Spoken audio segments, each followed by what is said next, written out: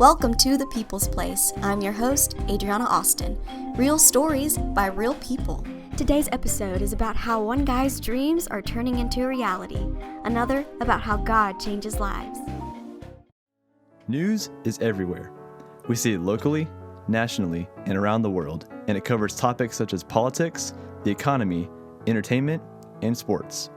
I've come to love journalism and news ever since I was in the 8th grade, but I actually started my journey with this field when I was in 5th grade. You see, there was a select group of 10 kids out of my entire grade who were chosen to be part of my elementary school's morning news team, and I happened to be one of them. Initially, I got the invitation, and I didn't know what to make of it. I had never thought of the things I would be doing on this team, and especially the careers that I could dive into with this experience. But let me tell you, I did not regret it. I had a blast with this opportunity, and whether I was an anchor, our school's mascot telling everyone what was for lunch, or floor director, I made the most of everything I did with this team.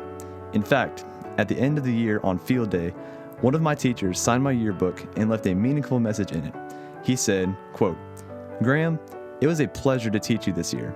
You have a career as a news anchor waiting for you one day." At first, I was skeptical, and I thought to myself, this guy has only taught me for 1 year, and he's already predicting my future? How? But the more I thought about it, the more I realized my passion for this field and my determination to accomplish my goal. So, after 6th and 7th grade years with no journalism classes I could take, I went into my 8th grade year excited to take my first one. In this course, I got the chance to create and design my school's newspaper. While participating in this class, I learned how to interview students and teachers and write news articles that covered sports, student government, and other activities going on at my school. Then, I moved on to my 9th grade year, where I took a Journalism 1 class that taught me the basic fundamentals of this field. From this class, I took Journalism 2 and 3 during my 10th and 11th grade years, where I helped produce my high school's yearbook and newspaper. With this experience, I realized my long-term career goal to become a TV news anchor, which made me so excited to come to NGU as a broadcast media major. The opportunities I've had with Video Practicum, the Friday Night Live crew with Dr. Stevens and Channel 40, and operating cameras for sports have all given me valuable experience that will help me go a long way. To think that it all started with an invitation in elementary school and a motivational message from my teacher, it is mind-boggling to me. For those of you who don't know me, my name is Josiah Googe, and I'm a pastor's kid. Most of the time, when people hear the term pastor's kid, they think of two extremes. The first extreme is the person that thinks they are Mr. Perfect. They are always correcting people and making others feel less than they are. The other extreme is the rebellious one. While I would agree with that, there are two extremes. I would hope that I don't fall into either of those. However, I've had my share of mistakes. Like every other sinful person, I'm not proud of the mistakes that I have made. But I'm not here to talk about those. I'm here to talk about the summer that changed my life. It has influenced every aspect of my life. It was 2014. My dad had just been hired at a new church in January, and I was struggling. We left everyone that we knew, and it was evident to me that people we thought were our friends were truly not. I had to meet and learn new people's names. I felt incredibly alone until that summer. I had finally made friends in my new youth group, and I was starting to feel at home.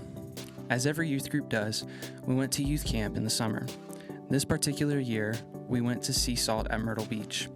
I remember exactly the smell of the ocean air as we got closer to the beach, the cool breeze across my skin, and the bright, beautiful blue sky.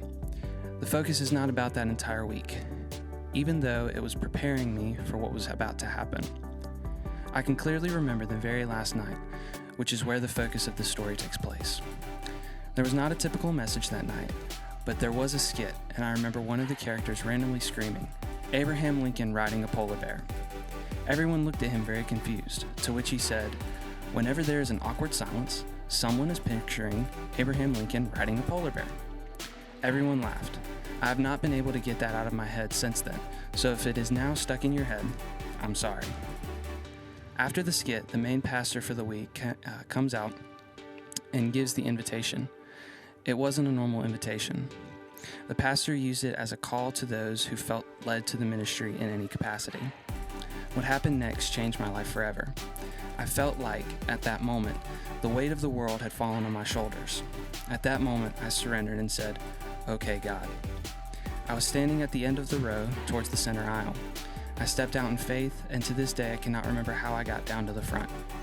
I accepted the call of ministry, God's calling on my life. Today I am living out that calling by studying here at North Greenville University. Thank you, God, for your faithfulness and goodness.